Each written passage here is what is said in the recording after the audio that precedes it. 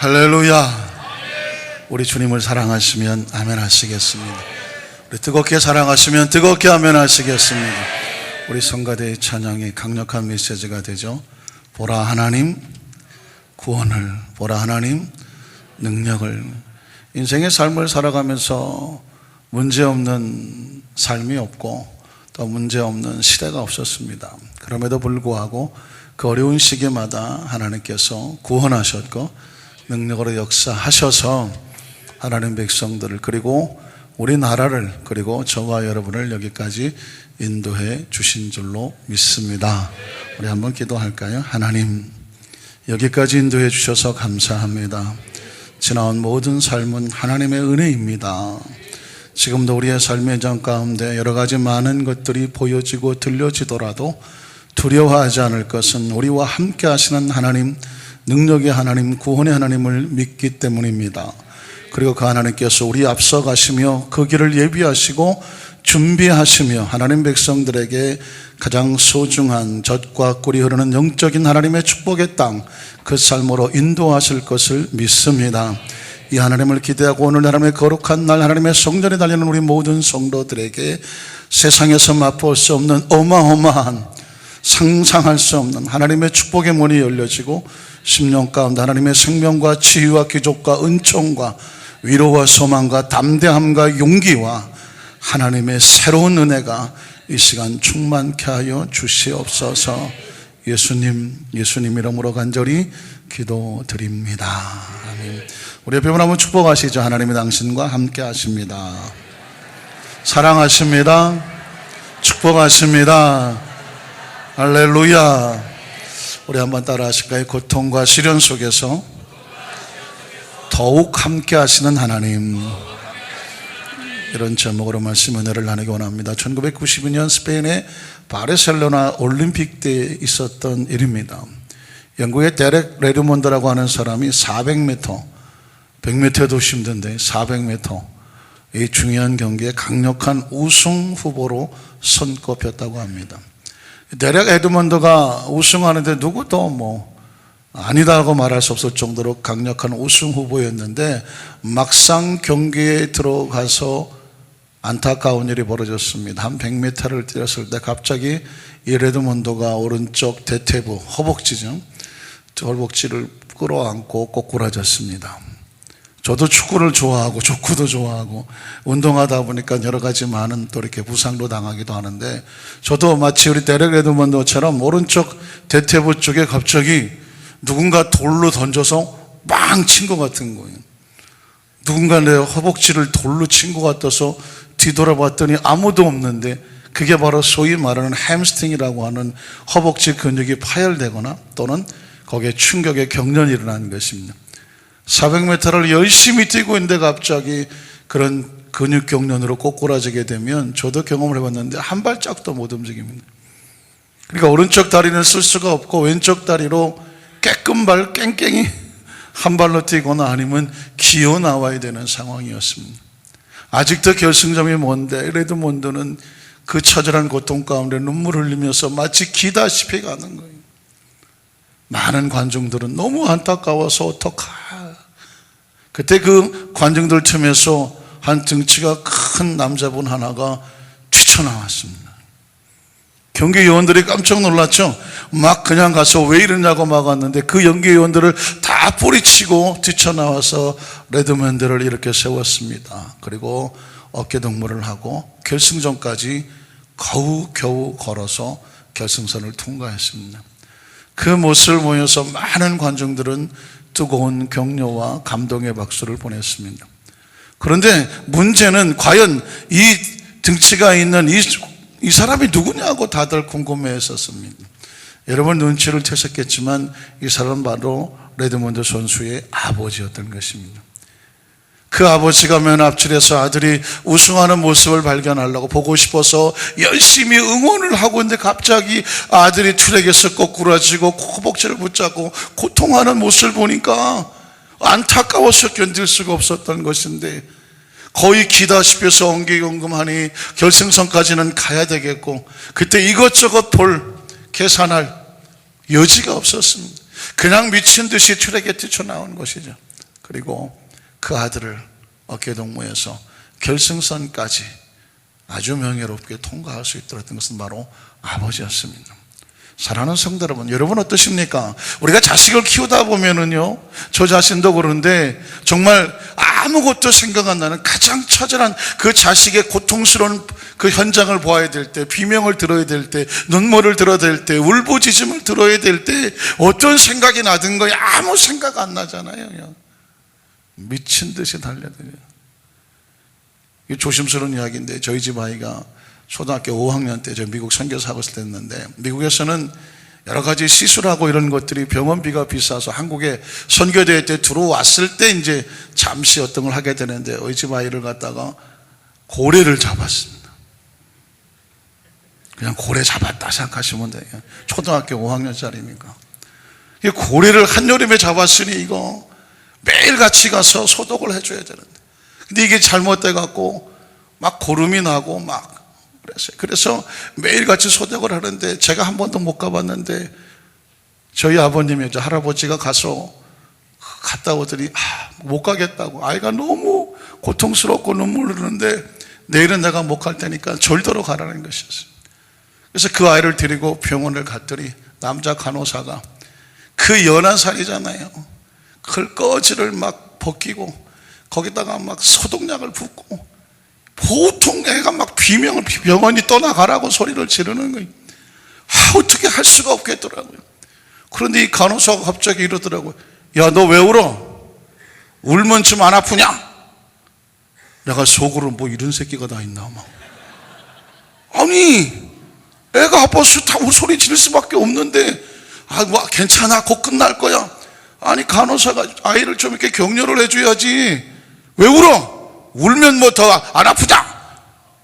옆에서 듣다가 그냥 화가 막 나더라고요. 그래서 내가 아까 한 얘기는 속으로 한 얘기고 겉으로 할 수도 없고, 제가 그래서 저도 모르고 이렇게 말했어요. 울어! 울어! 이 간호사 들으라고 한 얘기. 아프면 울어야지. 그랬더니 간호사가 서둘러 자고 그냥 나가버리더라고요. 그때 제가 가슴을 쳤어요. 이 세상에 제일 고통스러운 게 뭐냐면 자식이 비명 지르는 거예요. 그 고통스러운 현장을 보아야 되는 거예요. 아마 이 데렉 레드먼드의 아버지도 그러지 않았을까요? 자식이 꼬꾸랐을 때 이것저것 볼 게 어디 있어요?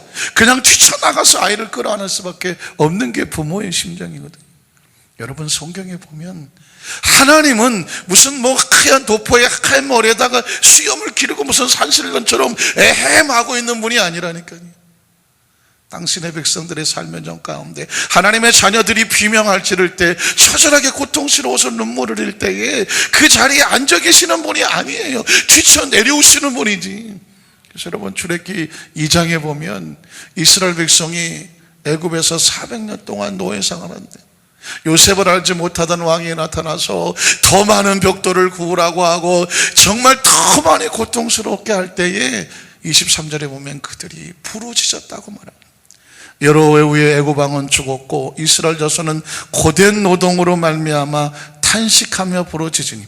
자, 이스라엘 자손이라고 말하지 말고 하나님의 자녀라고 한번 바꿔볼까요? 하나님의 자녀들이 고된 노동으로 말미암아 탄식하며 부르짖으니, 그 고된 노동으로 말미암아 부르짖는 소리가 누구에게 상달되더라? 아버지에게 상달되더라.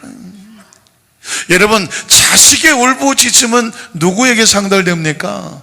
부모에게 상달이 되는 것입니다. 그래서 24절에 보면 하나님의 그들의 고통 소리를 어떻게 하셨어요? 들으셨어요.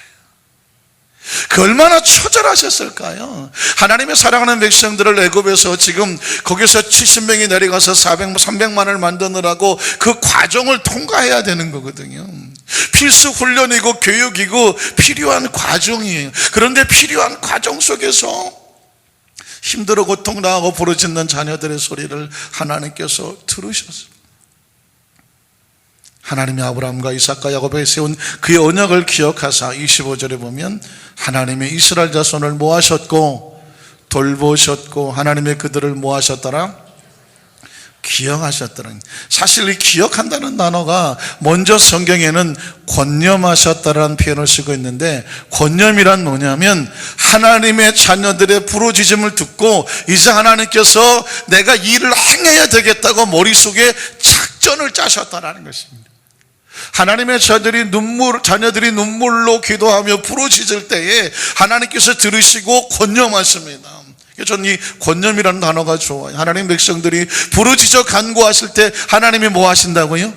권념하셔요. 하나님, 내가 어떻게 할까? 계획을 짜신다는 것입니다. 그래서 여러분, 출애굽기 3장에 보면 하나님께서 드디어 어떤 계획과 작전을 짜셨냐면 모세를 보내어 이스라엘 백성을 건지기로 하신 것이죠. 출애굽기 3장을 볼까요? 또 이르시되 나는 내 조상의 하나님이니 아브라함의 하나님, 이삭의 하나님, 야곱의 하나님이라. 모세가 하나님 배웁기를 두려워하여 얼굴을 가리매 야훼께서 이르시되 내가 애굽에 있는 내 백성의 고통을 분명히 보고 그들의 감독자로 말미암아 부르짖음을 듣고, 그래서 그들의 고통과 슬픔과 아픔을 알고 하나님이 보고 듣고 아셔서. 그래서 8절에 보니까 내가 어떻게 하고 내려간다고 말하잖아요. 어떻게 내려가실까요? 뛰쳐내려가자. 뛰쳐내려가는 게, 그게 뛰쳐내려가는 게. 아니, 자식이 고통스러운데 거기서 뭘 계산하고 앉아있어? 뭐 체면 볼 게 있어요? 그 순간에 빨리 최대한 뛰쳐내려가서 안아야 되는 거 아닌가요? 여러분, 그래서 신명기 1장에 보면 이렇게 해서 이스라엘 백성을 건져내신 하나님께서 애굽에서 나와서 이제 광야를 지나가게 되는데 퀘스천 마크가 붙어요. 이렇게 사랑하신 하나님이 이스라엘 백성을 왜 광야를 통과하게 하셨을까? 여러분, 광야를 통과한다는 것은 분명한 과정입니다. 그러니까 하나님 백성이 예수를 믿고 하나님의 자녀가 되어서 성장하여 하나님 나라 가기까지 끊임없이 교육과 훈련과 과정을 통과해서 성화되고 거룩해지는 과정인데요, 이스라엘 백성이 광야를 통과하면서 얻어지는 것은 뭐냐면 현실적으로는 아무것도 없어 보이지만 그게 더 축복일 때가 있어. 왜냐하면 오직 누구만 의지해라? 하나님. 사람이라는 것이 간사해서요, 조금만 여지가 있으면 그걸 붙잡고 늘어지려고 해요. 그래서 물에 빠진 사람은 뭐라도 붙잡는다? 지푸라기라도 붙잡아요. 지푸라기가 힘이 있나요? 아무것도 없어요. 그러나 그 순간에 뭐라도 있으면 잡고 늘어지려고 하는 게 인간의 본성이기 때문에, 뭔가 어떻게 누가 나를 좀 도와줄 만한 사람이라든가 여건과 형편이 있으면 거기 붙잡고 넘어지려고 하는. 광야는 아무것도 없는 곳이기 때문에 하늘만 바라볼 수밖에 없는 거죠. 우리 아까 장로님 기도하실 때 사람의 눈을 두드리지 아니하고 하늘의 문을 두드리게 하시옵소서. 그게 크리스찬이거든요. 그러나 그 과정이 힘들잖아요. 그 힘든 과정 속에서도 하나님께서 내버려 두지 아니하시고 어떻게 하셨을까요? 신명기 1장 30절에 보니까 너희보다 먼저 가시는 너희 하나님, 기억하시죠? 우리의 삶의 현장은 하나님이 먼저 가셔서 예비하십니다. 딱 7명 아멘하셨는데 7분만 먼저 가시네. 야훼께서 애굽에서 너희를 위해서 너희 목전에서 모든 일을 행하신 것 같이 이제도 너희를 위해서 싸워주실 것입니다. 37명 하셨습니다. 31절에 보면 이렇게 말합니다. 광야에서도 너희가 당하였거니와 사람이 자기 아들을 낳는 것 같이 너희 하나님 야훼께서 너희 걸어온 길에서 너희를 어떻게 하셨어요? 어떻게 안으셨어요? 부둥켜 안으셨어요. 우리는 이 안산교회 성도들은 버케브론이 어휘력이 뛰어나요. 성경은 그냥 안았다고 말했지만 세상에 이 광야를 지나가는 자녀를 그냥 안는 부모가 어디 있어? 어떻게 안는다? 꼭 부둥켜 안에 놓치지 않으려고. 이게 하나님의, 그러니까 성경 속에서는요, 하나님의 마음을 우리에게 보여주고 있는 것입니다. 성경 속에서 우리가 고통과 시련을 지날 때에 하나님께서는 어떻게 하셨느냐면 이런 모습 천지예요. 경상도 말인가요? 천지백갈이에요. 우리 첫 번째로 하나님께서 아브라함이 신음하고 고통당하는 가운데 하나님 보지 아니고 달려내려와 주시는 하나님 모습을 발견하게 됩니다. 여러분, 창세기 12장 10절에 보면, 창세기 12장 10절입니다. 그 땅에 사실은 하나님이 가라고 한 땅이었는데 그 땅에 기근이 들었어요. 그래서 이 아브라함은 아시는 것처럼 이해가 되지 않았어요. 하나님은 좋으신 하나님인데 왜 우리를 기근이 있는 땅으로 보내셨을까? 그래서 아브라함은 다른 생각을 하죠. 애굽으로 내려갑니다. 애굽에 거류하려고 그리어 내려갔습니다. 그러나 그 땅에 기근이 심했기 때문이다. 11절에 보니까 뭐라고 말합니까? 14절에 보니까 아브라함이 애굽에 이르렀습니다. 애굽 사람들이 그 여인의 심히 아름다움을 보았고 15절에 보면 바로의 고관들도 그를 보고 바로 앞에서 칭찬함으로 그 여인을 바로의 궁으로 이끌어들였다. 한마디로 말하면 애굽으로 내려가면서 아브라함의 마음은 아내를 빼앗기지 않는 것이 아주 시급한 상황이었는데 안타깝게도 그가 가장 두려워하던 현상이 벌어졌습니다. 아내를 빼앗겨 버리고 말았다는 것입니다. 물론 아브라함이 잘못했죠. 애굽에 내려갔죠. 그래서 그는 자기가 지키고 싶었던 아내를 빼앗겨 버리고 말았습니다. 자, 그런데 여러분, 하나님께서는 어떻게 하셨을까요? 17절로 20절에 보면 그 상황 속에서 느닷없이 등장하는 이름 하나가 있습니다. 그건 뭐냐면 야훼께서 그랬어요. 지금 하나님께서는 이 아브라함에게 가나안 땅을 가라고 말했거든요. 그런데 아브라함은 가나안 땅에 안 가고 어디로 내려갔죠? 애굽으로 내려갔습니다. 하나님께서 원하지 않는 땅에 내려갔어요. 그래서 거기서 아내를 빼앗겼어요. 가장 소중한 것을 잃어버렸어요. 그런데 지금 하나님이 어디까지 쫓아가셨어요? 애굽까지 쫓아가셨어요. 모든 것을 잃어버렸던 아브라함에게 하나님은 거기까지 쫓아가셨어. 그리고 아브라함이 아내 사레일로 바로와 그 집에 큰 재앙을 내리셨습니다. 바로가 아브라함을 불러서 이르되 내가 어찌하여 나에게 이렇게 행하였느냐? 내가 어찌하여 그를 내 아내라고 내게 말하지 아니하였느냐? 19절에 보니까 내가 어찌 그를 누이라 하여 내가 그를 데려다가 아내를 삼게 하였느냐? 내 아내가 여기 있으니 이제 어떻게 해라? 데려가라. 누구 때문에? 하나님 때문에. 20절에 보니까 그래서 바로가 그 사람들에게 그 일을 명하며 그들이 그와 함께한 그의 아내가 그의 모든 소유를 보내었다라고 말하고 있습니다. 우린 여기서 한 가지 사실을 깨닫게 되는 것은 뭐냐면 사실은 아브라함이 잘못한 거잖아요. 그랬으면 뺏기고 내버려 두지 왜 하나님 개입을 하셨을까요? 여기에 하나님과 하나님의 자녀의 특수한 관계가 떠오르게 됩니다. 세상 사람들이 자기 멋대로 하다가 넘어져 버렸으면 그게 나와 상관이 없을 수도 있어요. 그런데 하나님은 자기 자녀가 넘어지고 쓰러지지만 그렇다고 실수했다고 잠시 잘못했다고 버리시는 하나님은 아닙니다. 이제 아브라함은 막 하나님 나라에 태어난 어린아이 같기 때문에 때로 넘어질 거예요. 다시 일어나죠. 다시 넘어질 거예요. 일어납니다. 우리 장로님들이 기도하실 때마다 제가 기도하는 제목이 뭐냐면 우리가 사실 매 주일마다 우리 장로님 대표 기도하실 때 또 다른 분들이 대표해 계실 때도 마찬가지죠. 제일 먼저 하나님께 우리가 회개를 하잖아요. 지난 한 주간도 하나님 우리가 마음의 논인데 육신이 낙하여 또 회개하고 넘어질 일이 많았습니다. 용서하여 주시옵소서 하잖아요. 저는 아주 어렸을 때부터 지금까지 오면서 예배 때마다 그런 기도를 우리가 하게 되고 할 수밖에 없잖아요. 그런데 이런 마음이 들더라고요. 언젠가는 하나님 지난 한 주간도 안 넘어졌습니다. 2명 정도 하면 하세요. 지난 한 주간도 안 넘어졌습니다. 안 쓰러졌습니다. 유혹이 있었는데 너무 갈랑말랑했는데 안 넘어갔습니다. 지켜주셔서 감사합니다. 다음 한 주간도 안 넘어지게 하여 주시옵소서. 혹시 뭐 그런 기도 할 날 오지 않을까요? 우리 이 땅의 삶을 살면서 신앙생활을 착해서 언젠가는 우리도 그렇게 기도할 날이 있었으면 좋겠는데 그게 그 과정을 뭐라고 말하냐면 성화라고 말을 하는 것입니다. 하나님은 자기 백성이 때로 실수하고 넘어지더라도 성장 과정 속에서 붙잡아 주시는 거죠. 믿으십니까? 자, 여기서 아브라함이 아내를 빼앗기고 그 밤에 무엇을 했을까? 어느 부흥사님이 그런 설교도 이런 얘기를 하더라고요. 설야 예배가 언제 생겼냐? 언제 생겼냐? 난 그런 거 생각을 안 해봤더니 아브라함이 자기 아내를 빼앗기고 그 밤에 잠 못 이루면서 주여 했다는 거예요.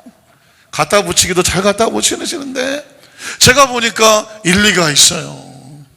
하나님이 믿음의 사람 아브라함을 제일 선택을 했는데 첫 번째 벌어진 것이 자기 맘대로 갔다가 아내를 잃어버린 거잖아요. 아브라함은 자기도 모르게 그 밤을 세울 수밖에 없었지. 아내를 빼앗기 그 밤에 꾹 잠을 잤다면 그건 인간도 아니죠. 아내가 그 고통을 당하는데 아브라함이 그 밤에 부르짖어 기도하서 놀라운 비밀이 있어요. 혹시 여러분 최근에 뭘 잃어버린 적이 있으십니까? 아니면 뭔가 찾고 싶어서 여러분의 마음속에 간절한 소원이 있으십니까? 철야 예배를 나와. 그분 얘기가 아니에요. 그분 얘기가. 여러분 혹시 철야 예배를 한 번도 안 나와 보신 분이 계시면 철야 예배를 나오세요. 최근에 찾아야 될 문제가 있으신 분이면 철야 예배를 나오세요. 포기하지 마시고 나오셔서 아브라함처럼 한번 부르짖어 보십시오. 왜냐하면 하나님께서 아브라함을 홀로 내버려 두지 아니하시고 그 소중한 아내를 하나님이 찾아주신 것이지 아브라함이 찾은 게 아니라는 것입니다.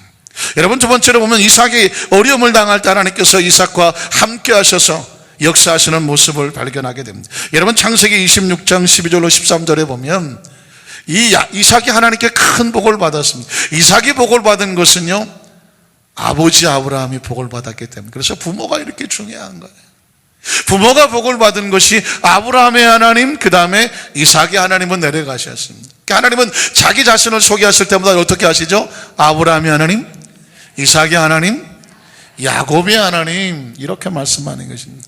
그래서 아브라함이 하나님께 복을 받았는데 그 복이 이삭에게 내려가거든요. 이삭이 그 땅에서 농사했는데 그 해 얼마를 얻었어요?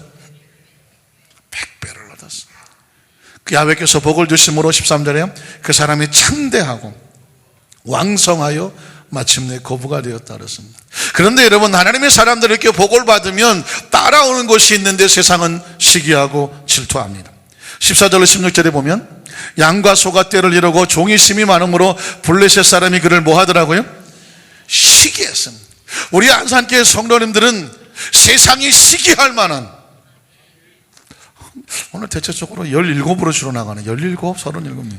세상이 시기할 만한 왕성하고 창대한 영적 육적의 거부가 되시기를 주님의 이름으로 축원합니다. 왜냐하면 이삭이 그렇게 복을 받았거든요. 그래서 15절에 보면 그 아버지 아브라함 때에 그 아버지의 종들이 판 모든 우물을 막고 흐르면 이 블레셋 사람들이 자꾸 하나님 백성들을 갖다가 이삭을 시기해서 우물을 가로막아요. 16절에 가니까 또 아비멜렉이 이삭에게 이르되 내가 우리보다 그의 강성한 종 시기하고 질투해서 어떻게 했냐면 우리를 떠나라고 하는. 그래서 이삭을 다른 곳으로 보내요. 그리고는 이삭이 파놓은 우물을 계속해서 자기들이 그것을 얻어가려고 합니다. 그러니까 이삭은 우물을 파놓으면 블레셋이 와서 달라고 그러죠. 그런데 이삭이 싸우지를 않아요. 줘버려. 또 여기 가는 데 가서 우물을 파면 또 우물이 풀풀 커지고 나와. 또 블레셋에서 달라고 그래. 줘버려. 그럼 싸우지 않고 또 움직이면 또 가는 데마다 우물물이 터져 나와.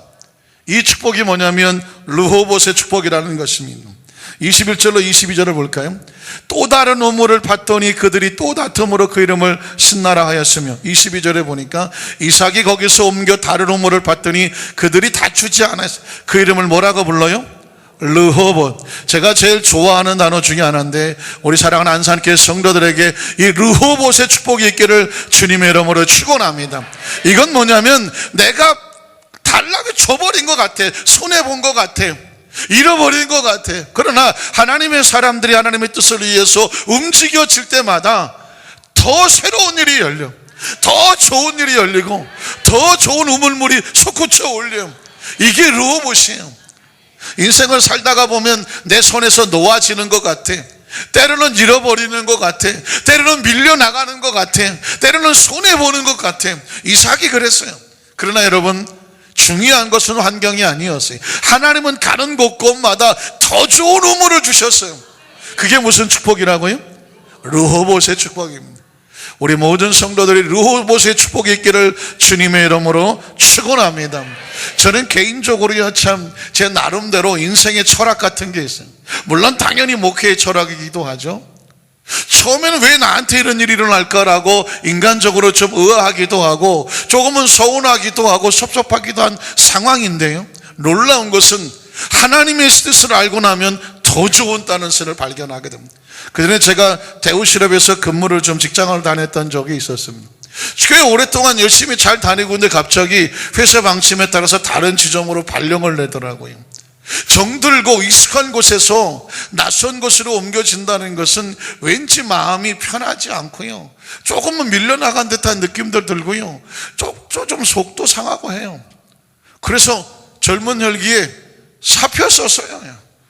토요일날 사표 쫙 쓰고 여직원한테 월요일 아침 되면 과장한테 갖다 드리라고. 내가 뭐 여기 아니면 다닐 데가 없나 뭐 이러면서 멋있게 사표를 쓰고, 주일날이 됐는데 마음이 갑자기 편하지.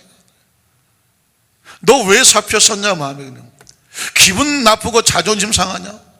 너 거기 가보기나 했냐? 더 좋을 줄 누가 알아? 갑자기 그 생각이 나더라고요. 가보지도 않고 내가 왜 거기서 미리 절망하고 서운하고 섭섭했을까? 그래서 월요일 아침 새벽같이 가서 정문 앞에 서 있다가 그 여직원이 있길래 사표 어디냐 그랬더니 아직 안 내고 책상에 있더니 달라고 그래요. 찢어버렸어요. 그리고는 그 이 지점으로 갔어요. 갔더니 엄청 좋아. 엄청 좋아. 알고 보니까 1지점에서 필요한 모든 것들을 2지점에서 공급을 하는데, 제가 거기 갔다는 얘기를 듣고 1지점에서 이것 좀 달라 저것 좀 달라, 저한테 뭐 이렇게 달라는 게 많아. 그러고 보니까 전 있는지도 몰랐는데 가보니까 더 좋은 거예요. 군대를 갔더니요 똑같은 상황이 벌어지더라고요.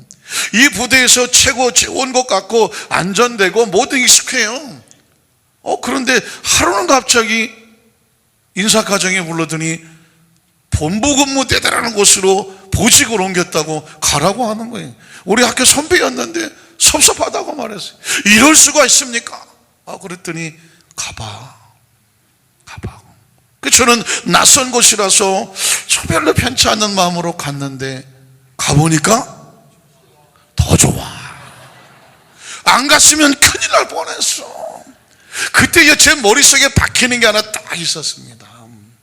내가 보기에는 이거 아닌가? 서운하고 섭섭할 때도 있을 수 있어요. 그러나 기억하세요, 우리는 하나님의 사람들이잖아요. 믿으십니까? 우리가 하나님의 사람들이기 때문에 하나님 안에서 계획돼서 움직여지거나 하나님 벌어지는 상황에서는 미리 포기하고 절망하고 좌절할 이유가 없어. 왜냐하면 하나님께서 이끄시면 더 좋아.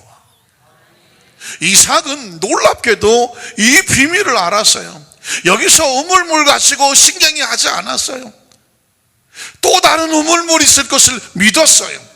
이 이야기는 뭐냐면 매일매일 우리의 삶의 장 가운데 하나님께서 예비하시는 좋으신 하나님을 기억하십시오. 세 번째로 오늘 성경 속에서 야곱의 하나님의 모습을 발견하게 됩니다. 야곱도 고통과 시련 속에 있었을 때 하나님께서 달려와 주셨습니다. 여러분 창세기 28장 10절로 11절을 보면 야곱이 브엘세바에서 떠나 하란으로 향하여 가더라. 이 10절은 눈물 나는 장면이에요. 사실은 형의 장자권을 받아서 아버지로부터 장자권의 축복을 다 얻게 됐습니다. 그런데 그 형이 갑자기 마음이 뒤집히고 성질을 내면서 죽여버리겠다고 합니다.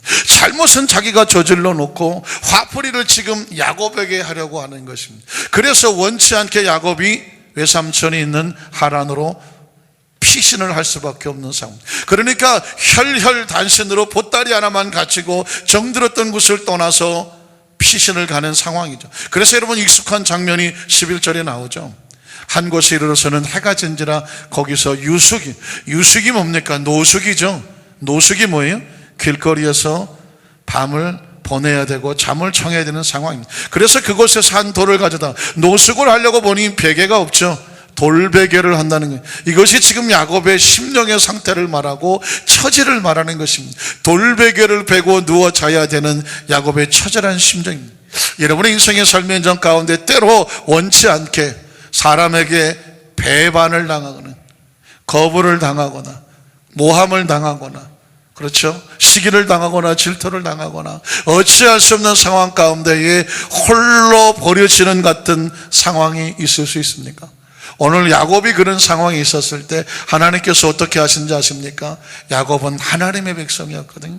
하나님의 자녀의 처절한 눈물의 기도를 하나님께서 외면하실 리가 있겠습니까? 12절로 15절에 보면 그래서 하나님께서 지쳐 내려오듯이 보여주시고 선포하시는 말씀이 꿈에 본즉 사닥다리가 땅 위에 서 있는데 그 꼭대기가 하늘에 닿았고 또 본즉 하나님의 사자들이 그 위에서 오르락내리락 하고 또 본즉 야훼께서 그 위에 서서 이르시되 나는 야훼니 너희 조부 아브라함의 하나님이요 이삭의 하나님이라. 아브라함이 힘들었을 때 뛰쳐내려와 안아주셨던 하나님, 이삭이 힘들고 어려웠을 때 그의 삶에 새로운 우물이 터져나오게 했었던 그 하나님을 기억하느냐? 내가 누워있는 땅을 내가 너와 내 자손에게 줄 것이니 14절에 내 자손이 땅에 티끌같이 되어 지금은 홀로 혈혈날신으로 낯설고 물스러운 곳에서 홀로 버려진 것 같지만 나는 너에게 약속하노니 내 자손이 땅에 티끌같이 될 것이며 내가 서쪽과 동쪽과 북쪽과 남쪽으로 동서남북으로 뻗어나가며 퍼져나갈 것이며 땅의 모든 족속이 너와 내 자손으로 말미암아 복을 받게 할 것이다. 내가 너와 함께 있으니 사람은 너를 배신하고 너를 버거워하고 너를 도망칠지 모르지만 너를 떠날지 모르지만 나는 너와 함께 있어 내가 어디로 가든지 너를 지켜줄 것이며 너의 삶을 이끌어 이 땅으로 다시 돌아와 회복을 시켜줄 것이며 잃어버렸던 것을 찾게 하실 것이며, 그렇죠? 상처난 것을 싸매어지게 할 것이며 그 땅으로 다시 돌아오게 할 것이며 내가 내게 허락한 것을 다 이루기까지 너를 떠나지 아니하리라 하셨습니다. 여러분, 내용을 아는 것도 중요하지만 이 내용의 전체적인 하나님의 심정을 이해하시겠습니까? 사람은 너를 버려도, 사람은 너를 거부해도, 사람은 너를 배신해도, 사람은 너를 홀로 두어도, 지금은 네가 홀로 있는 것 같지만 난 널 떠나지 않아요. 난 널 버리지 않아요. 난 너와 함께 있어. 이유가 뭘까요? 내가 지켜줄게. 한번 따라 하실까요? 내가 지켜줄게.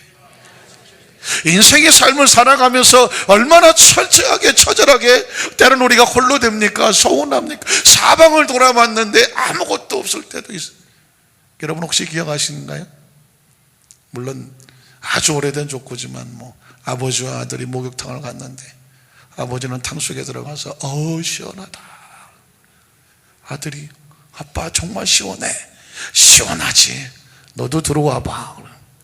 그래서 모든 남자들이 우리 어렸을 때 아버지한테 한 번씩 다 당했던 거예요. 시원한 줄 알고 그 탕 안에 발을 들였다가 아이고 뜨거워 했던 기억 나십니까? 그리고 돌아서 했던 말이 뭐예요? 세상에 믿을 놈. 물론 이제 어린아이가 하는 얘기고 좋고기도 하지만 사실은 사람은 절대 믿을 수 없어요. 여기서 말하는 사람이란 뭐냐면 하나님의 영이 없는 사람은 믿을 수도 없고 그 사람 자신도 자기 약속을 지키지 못해. 우리가 믿는다는 것은 하나님이고 그리고 하나님의 영을 가진 사람끼리 그 영 때문에 믿는 거지 사람을 믿지는 못해요. 심지어 야곱은 그의 형조차도 같은 뱃속에서 튀쳐나온 그 형조차도 약속하고 밭주강으로의 장자권을 받았지만 이에 상관이 얽히니까 돌았으니까 때려 죽이겠다고 쫓아오는 거예요. 사랑하는 성도들, 그런 야곱의 처절한 심령 가운데 하나님의 마음은 난 널 떠나지 않는다는 거죠.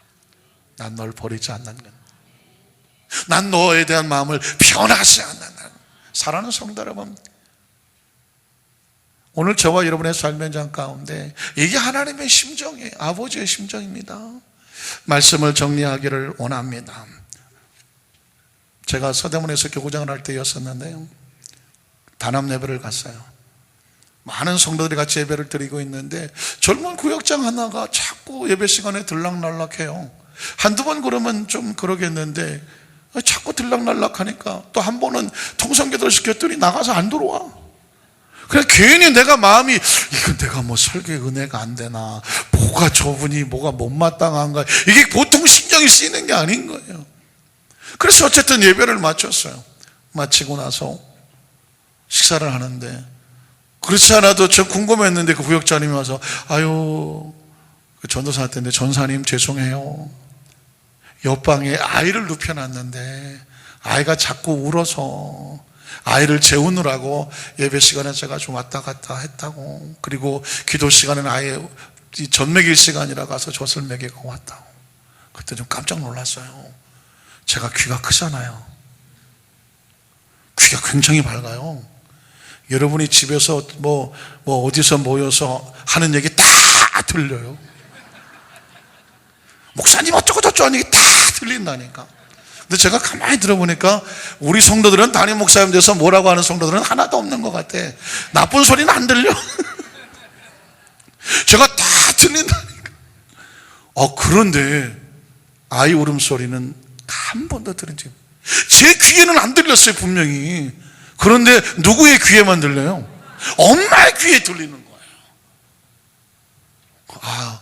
제가 몰랐다고. 괜찮다고. 그때 제가 쿵 울으면서 눈물 흘렸어요. 그렇구나.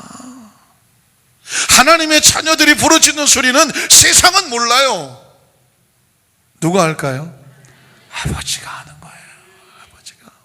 그래서 요셉이 애굽에 내려가서 그 모진 신을 당할 때도 성경은 놀랍게도 하나님이 요셉과 함께 하심으로 하나님의 애굽까지 쫓아 내려갔다니까요. 여러분, 저희가 억울하고 또 때로는 모함당하고 속상하고 홀로 있고 버려진 것 같아도 절대로 절망하지 말아야 될 이유는 뭐냐면 그 부르짖음의 신음소리를 들으시고 그곳에도 함께 하세요.